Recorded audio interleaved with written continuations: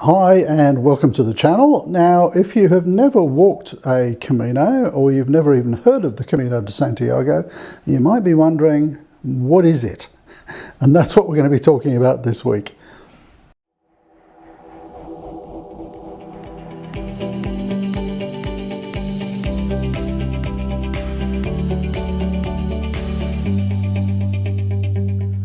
Okay, so what is the Camino de Santiago? Well, I'm not a historian, but let me just share some basic information for you. So the history of the Camino goes back about 1,000 years in the Middle Ages, and as far as I'm aware, it became a very popular pilgrimage route, Christian pilgrimage route, during the time of the Crusades, and Jerusalem was occupied by the Muslims at some stage, and it was very hard for Christians to go there on pilgrimage. The other popular pilgrimage location, of course, was Rome, and suddenly Santiago became very popular about 1,000 years ago. Why? Well, we're told that the bones of St. James are buried in the cathedral in Santiago de Compostela, which is the end point of the Camino. And so people think it was a little bit of a marketing exercise, but I like to think he's there. I've certainly been down into the crypt and it feels like he's there. But the story goes that St. James died in the Middle East. He was beheaded and his remains were brought to Galicia on the northwest coast of Spain.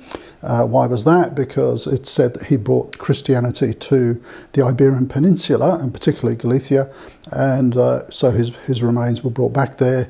They were discovered apparently in a farmer's field about 1,000 years ago, under the stars of the Milky Way. And Compostela, the word Compostela is derived, I think, from the Latin, which means field of stars.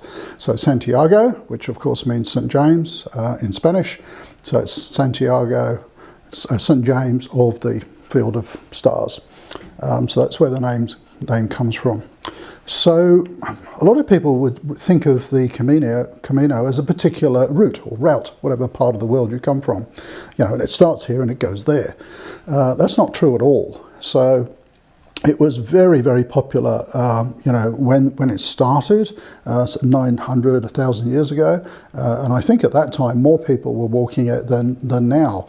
Obviously, none are walking it now because this is May 2020 and everything is closed down. But up till last year, about 300,000 people a year were walking the various Camino routes.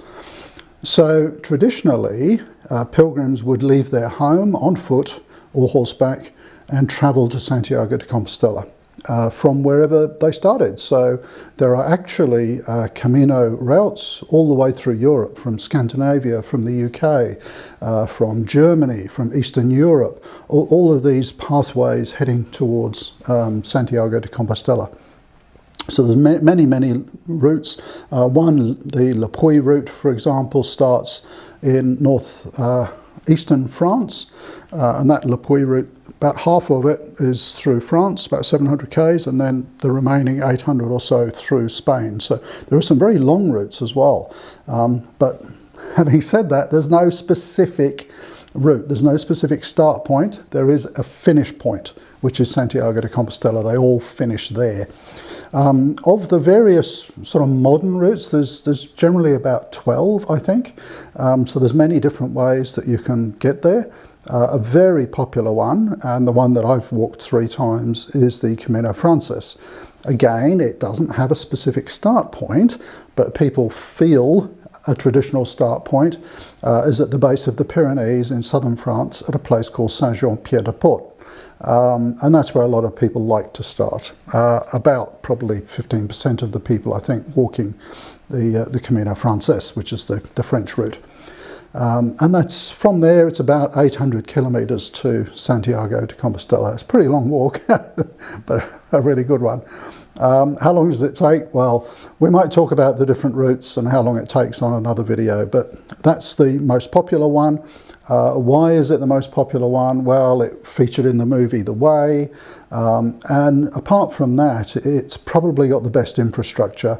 So there are lots and lots of different places to stay. It's well signposted, you know, very, very difficult to get lost, almost impossible. It's almost like a Sunday walk from village to village, you know, with cafes and places to stay all the way along it. So it's a very easy route in that sense for beginners. It's the first one that I did, and I loved it so much I've done it twice more, but I really must try some of the other routes. So that's really the sort of history of it. The modern history, I mean, it was extremely popular in the Middle Ages.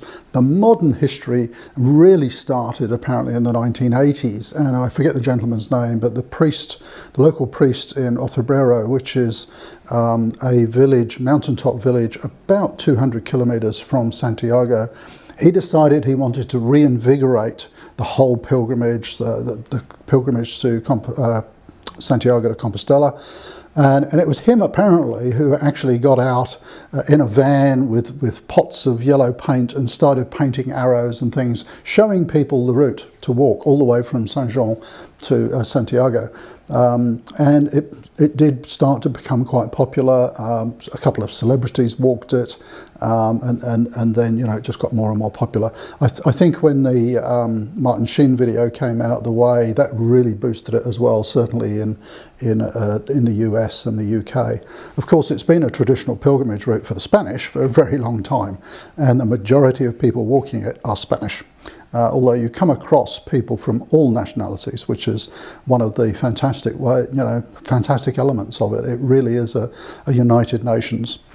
So some of the things that, sorry, I'm just glancing down some notes here because I didn't want to kind of ramble on a bit. Some of the things that you might have questions about, you know, how fit do you have to be? What equipment do you have to have? I'll cover all of that in future videos. But the main point I wanted to talk about today was just the history of it. The other thing is that some people who are contemplating doing it and don't know much about it think that it's, you know, somehow organized. It's not. I mean, if you want to sort of do a package tour along the Camino, you can, but it's totally unnecessary. You basically just pick how far you want to walk or how many days you want to walk, work back from Santiago, you know, maybe you're going to walk 20 or 30 Ks a day, work back from Santiago and pick a start point and away you go. Of course you can, a lot of people do a couple of weeks a year. They might, you know, walk this section, then this section, then this section, completing the whole thing over a much longer period. So that's the Camino Frances. I'll find a map to put up on the screen, but a lot of the other popular routes are the Norte. That one I haven't walked. That's a little bit harder. It's quite hilly. There's the Norte is the north. There's the Ingles, which is the English route, which is one of the shortest. That just qualifies you for a Compostela, and I'll mention what that is in a moment. It's about 100 Ks. There's the Camino Portuguese, which obviously is in Portugal. There's two routes, the coastal route and the inland route. There are some from southern Spain. There's the Via de la Plata, the Silver Way, which is the one I'd like to do next. That's 1,000 Ks starting in Seville. And then there are other Caminos within Spain, up the east coast and so on. So there's many different routes. But the one that people generally pick as the first one is the Frances or the Portuguese, because they have a lot of really good infrastructure. So that covers off where to start. How long it is, well, it can really be as long as you like. The only thing to think about in terms of your start point is whether you want to get a Compostela or not. And I've left them over there, so let me just go and grab that. Oh, there we go. And I'll talk about these in a little bit more detail in a future video. But the Compostela is the document that you get at the end of your Camino, certifying that indeed you have, you know, walked all the way generally with religious intent. They ask you whether you kind of did it just for a holiday or with religious intent. If you walk with religious intent, then you get this nice Latin one. Otherwise, I'm not sure what the other one looks like. It's a simpler document. And certainly on your first one, it's nice to get these. I mean, I've got 3 of them. This one is actually, it's got Vicario Pro on the end of it. That means basically I walked for someone else, and it's actually for my late father. So I walked one for him. So that is what the Compostela is, and to qualify for the Compostela, you have to walk at least the final 100 kilometers into Santiago. So that gives you a choice of options. You could walk the English, you could walk the last 100 of the Frances, you could walk the last 100 of the Portuguese. There's the, I think it's the Sanabre, which is the end of the Via de la Plata. Don't quote me on that. So that there's 4 or 5 different routes that you could walk to qualify for the Compostela. A lot of people actually do it on bike. Personally, I don't get it, but I think you're moving through the countryside a little bit too quickly on a bike to fully absorb all of the various elements of the Camino, but a lot of people do it on bike. If you do it on a bike, you have to complete at least the last 200 on any of the routes into Compostela. And you can also do it on a horse, and if you do that, you have to complete at least 200. And then the idea is, I'll mention one other document which is really important if you're walking a Camino, and that is the credencial. Not to be confused, the Compostela is your certificate at the end. The credencial is basically also known as the Pilgrim Passport. And this is basically a document where you get stamps all along the way, basically to prove that you have actually walked along. So generally people will get a stamp from the place that they stay. The rule as it stands now is that in the final 100 kilometres you have to get 2 stamps per day. Some people cheat, unfortunately. And so there's lots of places to get the stamps, just don't worry about that. It's either where you're staying or cafes. So in the last 100 you get 2 stamps per day. Prior to that, 1 per day is enough. And it's fun to collect them all. I generally collect more than I need because they're quite interesting looking stamps, some of them. This is actually one of Pat's. And I will share a version of that map. I'll just let the camera focus. That's showing you all the different routes through Europe to Santiago de Compostela. So lots and lots of different routes. So what are some of the other sort of initial things to know? You might be wondering what the shells are all about. So traditionally, this is actually my original one. We've got a few of these knocking around the house. I've marked it inside. Camino Frances 2016, 15, 16 and 18. So this is a traditional symbol of a pilgrim, and these, in modern times, pilgrims generally have a shell like this and they tie it to their backpack. It sort of tells everybody they're a pilgrim on pilgrimage. It's pretty difficult not to tell, to be honest. There's this procession of people in hiking gear with backpacks. It's pretty obvious they're pilgrims. But why the scallop shell? Why is that a symbol of a pilgrim on the Camino? Well, history tells us, or legend tells us, that back in the Middle Ages, when pilgrims walked to Santiago de Compostela, many of them, it's not quite on the coast. It's about another 4 or 5 days walk to get to the coast. But a lot of pilgrims would walk to the coast and they would pick up scallop shells from the beach, and then they'd walk all the way home again, and this was a symbol that they had actually made it. So it's kind of become traditional now that pilgrims have a scallop shell on their backpacks. Now, the scallop shell is also important because you will see little signs like this all along the Camino routes, and they come in many shapes and sizes. But basically, the scallop shell is the symbol of the Camino, and all sorts of signs are along the way showing you which way to go.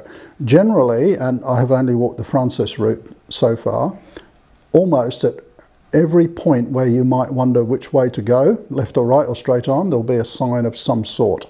And you get very adept very quickly at spotting them. And I remember the first time I took my wife on Camino, I said, do not go through a junction without knowing which way you're going to go out of the junction. So whenever we'd come to a junction, I'd say, look around, where's the shell or the arrow? Very often you'll see just yellow arrows painted on the walls. Quite often you'll see nice shell tiles. I've actually got one up there on my mantelpiece. So all sorts of shell or arrow symbols. They could be painted on trees, on rocks. And she very quickly got into the habit, you know, whenever she wasn't sure at a junction, she'd look around and go, oh, there's one, you know, painted on the sidewalk or on a wall. So it really is just follow the arrows. It's very, very simple. Okay, so I think that's probably about it for this video, which was really, you know, what is the Camino, what's a sort of brief history of it, and some of the key elements of it. I'll talk in a little bit more detail about the sort of documentation. We'll get into health issues. I don't want to talk about equipment a lot. There's loads and loads of YouTube channels about boots and backpacks and things like that, but I'll cover that briefly. I'd much rather, as I've mentioned on other videos, make this channel about the inner journey because it really is a very emotional and spiritual journey, at least it is for me, and I'll give you some insights into that and maybe how to prepare for that and how to approach the Camino when you're there so that some really cool things happen during your Camino. But there we go, that's just a brief introduction. Now I will be putting out quite a few videos. The channel's been around for a while and it hasn't had a lot on it, but I've decided during lockdown I'll do some more videos because I love to talk about the Camino. I have a number of YouTube business channels and I'm always making videos for those, so why not make some about the Camino, because that's much more fun and it gives me a chance to talk about the Camino. So if there's any questions you have about the Camino, do put those down below. If you're enjoying these videos, maybe subscribe and hit that bell, because every time then a new video comes out you'll get notified. But thank you for watching, and if there's actually any particular topics that you'd like covered, just let me know. I'll certainly talk about injury, health, you know, the spiritual journey, the emotional journey, places to stay, what the food's like. Food and wine is a very important part of my Caminos. But anything else you'd like to know, just let me know in the comments, and I'll see you next time. Thanks for watching.